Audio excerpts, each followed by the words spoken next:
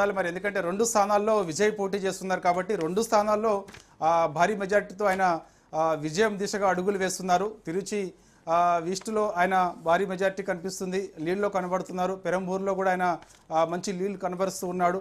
కాబట్టి మరి చూడాలి మరి, ఎందుకంటే ఏ నియోజకవర్గం అంటే 2 నియోజకవర్గాల్లో గెలిస్తే ఏదో ఒక నియోజకవర్గం అయితే వదులుకోవాల్సి వస్తుంది. మరి అది ఎవరి కోసం వదులుకుంటారనేది కూడా ఇప్పుడు సర్వత్రా ఆసక్తి తమిళనాడు రాజకీయాల్లో కానీ, అదేవిధంగా ప్రస్తుతం మనం అందరూ కూడా అనుకుంటా త్రిష కూడా రాజకీయాల్లోకి రావడానికి గతంలోనే ప్రకటన చేసింది, నేను ముఖ్యమంత్రిని అవ్వాలి రాష్ట్రానికని. ఐ థింక్ ఇది కరెక్ట్ టైం ఏమో త్రిష రాజకీయ ఎంట్రీకి కూడా.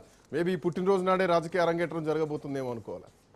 ఎస్ తప్పకుండా అనుకోవచ్చు, ఎందుకంటే ఒకవైపు తన పుట్టినరోజు, మరోవైపు తమిళనాడు ఫలితాలు. సో ఇవన్నీ కూడా ఒక్కసారిగా చాలా మంచి పరిణామం కూడా వాళ్ళందరూ భావిస్తున్నారు. త్రిష కూడా అదే భావిస్తున్నట్టు కూడా చూడాలి మరి.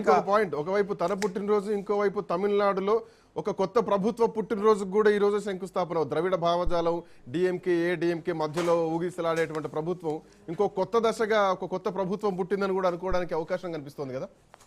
ఎస్ తప్పకుండా అదే అనిపిస్తుంది, ఎందుకంటే ఈరోజు త్రిష పుట్టినరోజు కావడం, మరోవైపు తమిళనాడు ప్రజలు ఒక్కసారి అంటే ఎవరు కూడా ఊహించిన విధంగా టీవీకి కొత్త పార్టీకి తమిళనాడులో స్పేస్ అవకాశం ఇవ్వడం, ఇదంతా కూడా మంచి పరిణామంగా తమిళనాడు ప్రజలు భావిస్తున్నారు. సో కాబట్టి చూడాలి మరి, ఈ 2 నియోజకవర్గాల్లో విజయ్ మంచి మెజారిటీతో లీడ్లో ఉన్నాడు కాబట్టి, సో ఏదో ఒక నియోజకవర్గం అయితే మాత్రం ఆయన 2 నియోజకవర్గాలు గెలిస్తే మాత్రం ఏదో ఒక నియోజకవర్గానికి ఆయన రాజీనామా చేయాల్సి ఉంటుంది.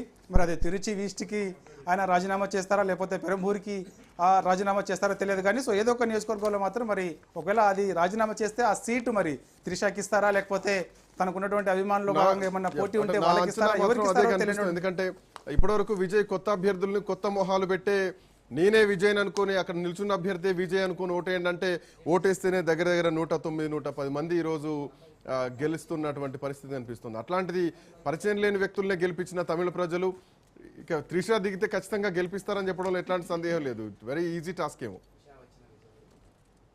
ఎస్ శశికాంత్ తప్పకుండా, ఎందుకంటే ఆల్రెడీ త్రిష అందరికీ తెలిసిన ఆమె కాబట్టి మంచి అభిమానం తమిళనాడులో త్రిషకు ఉన్నది, ఎక్కువ అభిమానులు ఉన్నారు త్రిషకి. కాబట్టి ఖచ్చితంగా ఆమె ఆల్రెడీ పేరున్నటువంటి నటి కాబట్టి, సో ఖచ్చితంగా మరి తిరుచి ఈస్ట్ నుంచి లేదంటే పెరంబూరు నుంచి ఏదో ఒక స్థానం, ఒకవేళ 2 ఇట్లా విజయ్ గెలిస్తే మాత్రం ఏదో ఒక స్థానం అయితే మరి త్రిషకి ఇచ్చే అవకాశం ఉందని చెప్పేసి కూడా వార్తలు అయితే పెద్ద ఎత్తున వస్తాయని చూడాలి మరి. ఇప్పుడు ప్రస్తుతం అయితే భేటీ ఇంకా కొనసాగుతూనే ఉంది. విజయ్ ఇంటికి కొద్దిసేపటి క్రితమే త్రిష చేరుకున్నారు కాబట్టి ఇంకా భేటీ కొనసాగుతుంది. అనేక అంశాలపైన వారు చర్చ చేస్తున్నట్టుగా కూడా తెలుస్తుంది.